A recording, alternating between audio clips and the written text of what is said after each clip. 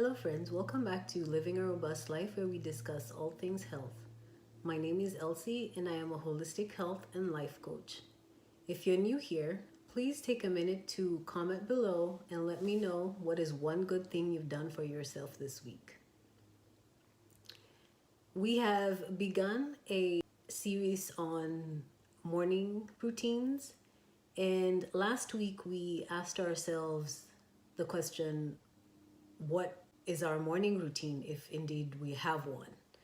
And that was just the opportunity for you to take a look at what it is you're doing every single day right when you wake up and how that is benefiting your life, and to determine whether or not you actually need to make some changes.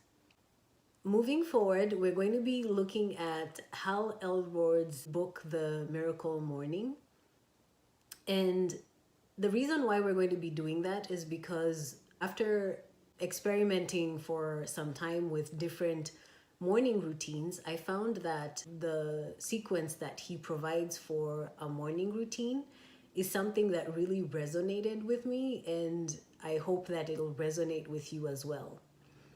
As always, if you would like to, please go ahead and purchase the book, The Miracle Morning. It's available wherever books are sold, and the author, once again, is Hal Elrod. The Miracle Morning sequence that he uses follows the acronym SAVERS, and the acronym stands for silence, affirmation, visualization, exercise, reading, and scribing. And today we're going to be looking at the first part of the acronym, which is silence. Silence is just another word for meditation, and Hal Elrod suggests that the benefits of meditation are numerous and therefore encourages people to actually start their day with meditation. If you haven't ever meditated before or sat in silence, he actually tells you to start with 5 minutes and then increase as you move on and get comfortable with it. When I began meditating, I followed his suggestion in his book, and he says to light a candle and just sit and watch it for 5 minutes. Now, I found that very distracting. So for my own practice, what I do is I sit on the floor, but then I just let my thoughts flow in and out. I don't necessarily use any medium. I don't use any music. I don't use anything to actually help me to slow the thoughts in my mind. And the reason why I do that is because for me, sitting in silence is actually an opportunity to pray.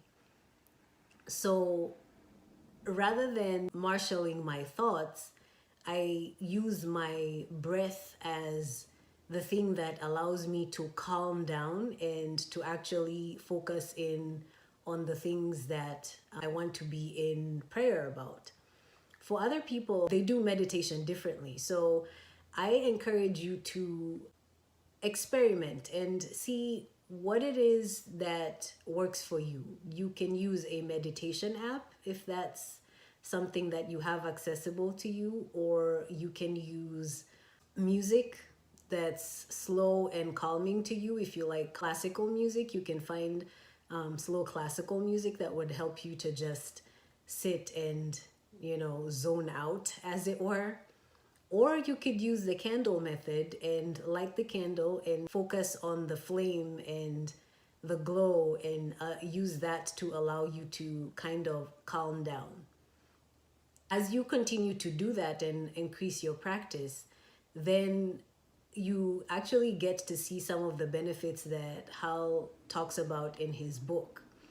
And a few of those benefits are: meditation helps reduce stress, it helps control anxiety, it promotes emotional health, it enhances your self-awareness, it also helps to increase your sense of well-being, your sense of connectedness and empathy.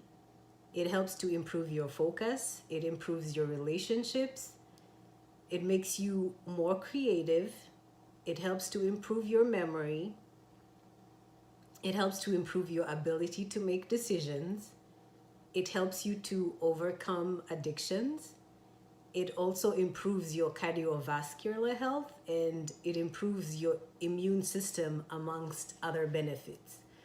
So, if you don't have a practice or a time during the day where you just sit for a few minutes and take a few deep breaths, this time of the year, as we're starting afresh and experiencing newness, is a good time to actually begin to cultivate a practice of silence and to see whether or not you will actually have the benefits that have been suggested.